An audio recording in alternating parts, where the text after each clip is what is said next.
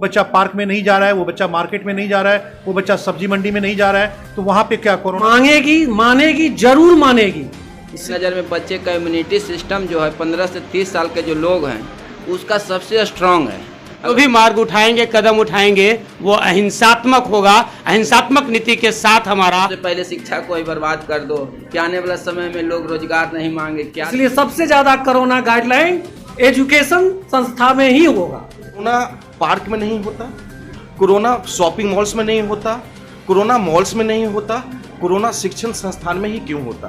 क्या 10 दिन, 5 दिन या एक सप्ताह करके जो बढ़ा रहे हैं, कितने दिन तक बंद रखें जिससे कि कोरोना समाप्त हो जाएगा?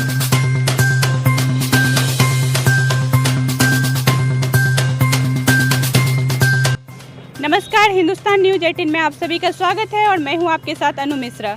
जैसा कि आप सभी जानते हैं, कोरोना का दूसरा लहर संपूर्ण देश में काफ़ी तेजी से फैल रहा है और दिन प्रतिदिन इसके संक्रमितों में इजाफा हो रहा है। ऐसे में सरकार के द्वारा आंशिक लॉकडाउन और शिक्षण संस्थानों को बंद करने जैसे फैसले लिए गए हैं। यूं तो कोरोना वायरस ने सभी वर्गों को काफ़ी अधिक प्रभावित किया, लेकिन अगर कोई इससे सबसे ज़्यादा प्रभावित हुआ है तो वो है शिक्षा का क्षेत्र, शिक्षक और छात्र।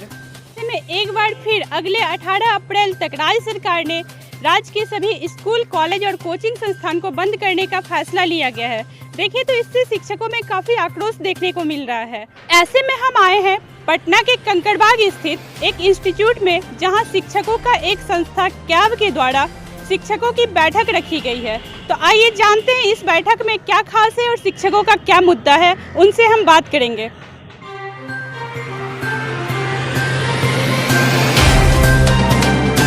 मेरे साथ बातचीत करने के लिए कैब संस्था के एक शिक्षक, तो जानेंगे हम उनसे कि इस बैठक का उद्देश्य क्या था। सर बताइएगा कि आप लोगों ने कैब की जो बैठक रखी थी, इस बैठक का उद्देश्य क्या था? बैठक का उद्देश्य ये है कि हमारा संस्थान 1 साल से ऊपर हो गया है। जितने भी शिक्षकगण हैं बिहार के या भारत के, सबका रोजी रोटी समाप्त हो चुका है। हमारे संस्थान से जुड़े हुए जितने भी लोग हैं, हॉस्टल वाले हो जाएं या फिर फोक्शा वाले हो जाएं, ऑटो वाले हो जाएं, यानी जितना भी संस्था से जुड़े लोग हैं, सबका रोजी रोटी का सवाल है। 1 साल तक तो हम लोग ने झेल लिया।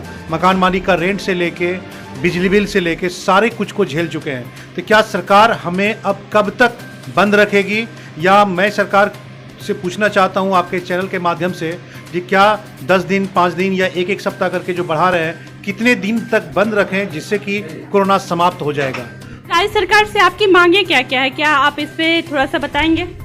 मेरी मांग सरकार से यही है कि जैसे ही सब आप कुछ नियम कानून बना के सब कुछ को खोलने का आप परमिशन दीजिए। जैसे 50% नहीं होता है, 30% अटेंडेंस के साथ दीजिए, लेकिन हमें परमिशन दीजिए, हमें पढ़ाने दीजिए। जो भी आपकी गाइडलाइन होगी उसको हम लोग फॉलो करेंगे।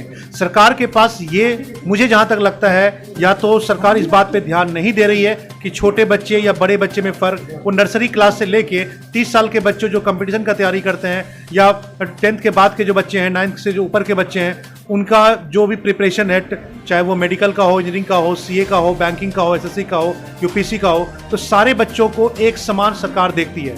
मैं सरकार को से पूछना चाहता हूं आपके चैनल के माध्यम से, क्या वो बच्चे जिसका कि क्लासेस अभी आप बंद कर चुके हैं, वो बच्चा पार्क में नहीं जा रहा है, वो बच्चा मार्केट में नहीं जा रहा है, वो बच्चा सब्जी मंडी में नहीं जा रहा है, तो वहाँ पे क्या कोरोना नहीं हो रही है? केवल संस्थान में पहुँचने से, स्कूल में पहुँचने से कोरोना हो जाएगी? तो इसीलिए मैं आग्रह करूंगा सरकार को से आपके चैनल के माध्यम से कि कुछ गाइडलाइन दे और उस गाइडलाइन के को हम लोग फॉलो करेंगे। स्ट्रिक्टली गाइडलाइन दे और जिसमें 50% हो, 40% हो या 30% ही हो, कुछ बच्चों को पढ़ाने का हमें परमिशन दिया जाए।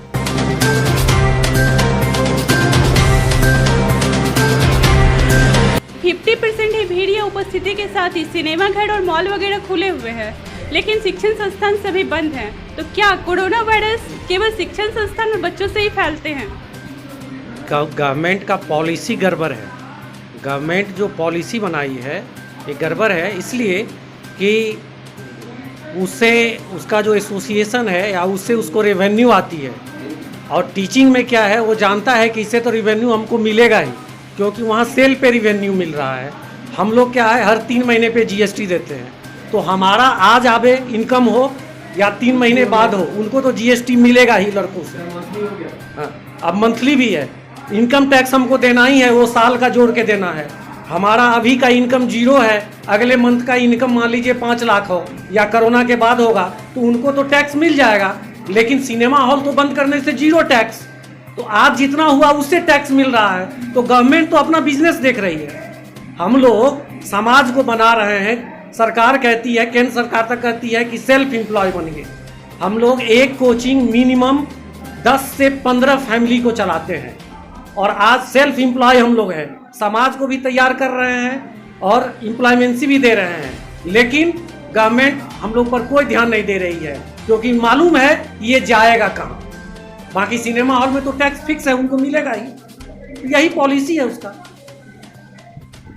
ठीक है सर, आपका जो भी विचार है, आज क्या आपका जो बैठक था इसमें आप लोगों ने जो भी किया, अहिंसक तरीके से संघर्ष कर रहे हैं आप लोग अपने हक के लिए या शिक्षा के लिए जो भी कर रहे हैं, तो क्या आपको लगता है सरकार आपकी मांग मानेगी?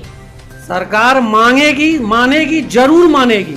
इसलिए मानेगी कि हम लोग सही काम के लिए कह रहे हैं। हम लोग ये नहीं कह रहे हैं कि मैं आपका नियम फॉलो नहीं करूंगा। आपको जितना सख्त से सख्त नियम बनाना है आप बनाइए और हम लोग को भी मौका दीजिए, ठीक है। और हर नियम अगर फॉलो होगा कोरोना का गाइडलाइन, तो वो शिक्षित लोग ही फॉलो करेंगे।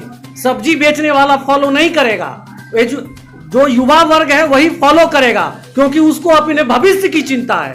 अगर वो फॉलो अभी नहीं करेगा तो फिर उसका भविष्य अंधकारमय होगा।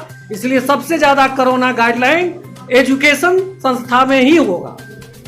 अपना परिचय देंगे? मेरा नाम शमरिंदर सिंह है। मैं 32 ईयर से कोचिंग मैनेजमेंट में कार्यरत हूँ और मैं कैब का अध्यक्ष हूँ।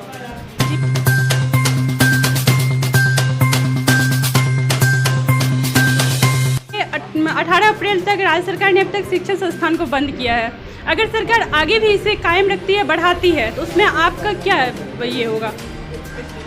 सबसे पहले मैं तो हिंदुस्तान न्यूज़ 18 को धन्यवाद देना चाहूँगा कि आज वो इस कैब के मंच पर आकर के और शिक्षकों के दर्द को सरकार के सामने आप दे रहे हैं। देखिए, जैसा कि आपका प्रश्न है कि अगर सरकार ये डेट बढ़ाती है तो कैब क्या करेगी, तो सबसे पहले मैं बता दूं कि मैं सरकार के सभी मांगों का समर्थन करता हूं। सरकार अगर कुछ भी करेगी तो वो पब्लिक को देख करके ही करेगी, तो मैं उनका समर्थन करता हूं। लेकिन यहाँ प्रश्न ये उठता है कि क्या कोरोना सिर्फ शिक्षण संस्थान में ही है? क्या कोरोना सिर्फ स्कूल और कॉलेजेस में ही है? क्या कोरोना हमारे छोटे छोटे कोचिंग संस्थान में ही है? यानी आप कहना क्या चाह रहे हैं? मैं माननीय मुख्यमंत्री और माननीय राज्यपाल और हमारे माननीय प्रधानमंत्री से ये प्रश्न पूछना चाहूँगा कि कोरोना पार्क में नहीं होता, कोरोना शॉपिंग मॉल्स में नहीं होता, कोरोना मॉल्स में नहीं होता, कोरोना शिक्षण संस्थान में ही क्यों होता? अगर सरकार 18 तारीख से नहीं खोलेगी, या जैसा मुझे सूचना मिल रही है कि नहीं भी खोलेगी, अगर नहीं भी खोलेगी तो मुझे तो सरकार है, मुझे सरकार जो भी आदेश देगा उसको तो मुझे मानना है। आप लोगों का जो कैब का बैठक था उसमें आप लोगों ने आपस में डिस्कस किया, उसका क्या निष्कर्ष निकला? बड़े ही गर्व से मैं ये कह सकता हूँ कि आज भी हमारा देश गांधी जी के अहिंसात्मक नीतियों पर चलने वाला निकला। पूरे सभागार में उपस्थित लोगों में से मात्र 2 लोगों ने हिंसा का रास्ता चुना और 37 वोटों से हम लोगों ने पारित किया कि हम जो भी मार्ग उठाएंगे, कदम उठाएंगे, वो अहिंसात्मक होगा। अहिंसात्मक नीति के साथ हमारा सभागार फैसला दे दिया।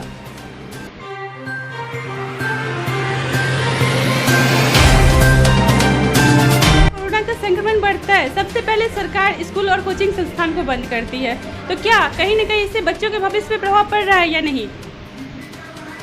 तो सबसे पहले तो न्यूज़ 18 हिंदुस्तान को मैं धन्यवाद देता हूं कि मेरी तरफ से मेरी बात को सरकार के पास आप रख रहे हैं। सरकार से ये कहना है कि सबसे बड़ी चीज़ कोरोना, सरकार के नज़र में बच्चे का इम्यूनिटी सिस्टम जो है 15 से 30 साल के जो लोग हैं उसका सबसे स्ट्रॉन्ग है। अगर उनका इम्यूनिटी सिस्टम ही स्ट्रॉन्ग है, इसलिए टीकाकरण में सरकार ने उसको सबसे पीछे रखा। और जब कुछ बंद करने की बात आती है या केस बढ़ता है तो सबसे पहले कैसे सरकार के मन में आता है कि बच्चे को ही ज़्यादा कोरोना हो जाएगा। तो सरकार के मंशा पे ही ये सवाल उठता है कि किस तर्क के साथ सरकार चलती है। और बिना तर्क के साथ चलती है। ऐसा फील होता है कि वहाँ पे जो बैठे हुए लोग हैं वो ज़मीनी चीज़ को नहीं देखते हैं। सिर्फ हुआ कि भाई कोचिंग स्कूल को बंद करो, एक टारगेट की तरह सबसे पहले शिक्षा को ही बर्बाद कर दो कि आने वाला समय में लोग रोजगार नहीं मांगे। क्या नीति है सरकार के जो समझ में नहीं आते पब्लिक। तो इस तरह से आपने देखा और इन शिक्षकों के मुद्दे को सुना, जो कि कैब के संस्था द्वारा बहुत सारे विषयों पर चर्चा की गई। तो सरकार के इस फैसले से बच्चों के शिक्षा और भविष्य पर क्या फर्क पड़ता है वो तो बाद की बात है, लेकिन फिलहाल ये सभी शिक्षक काफी आक्रोशित नजर आ रहे हैं और देखते हैं सरकार आगे इस पर क्या संज्ञान लेती है। कैमरामैन धीरज के साथ मैं। देश और दुनिया की ताज़ी खबरों के साथ जुड़े रहने के लिए हिंदुस्तान न्यूज़ 18 को लाइक करें, शेयर करें, सब्सक्राइब करें ताकि पल पल की खबरों से आप रूबरू होते रहें।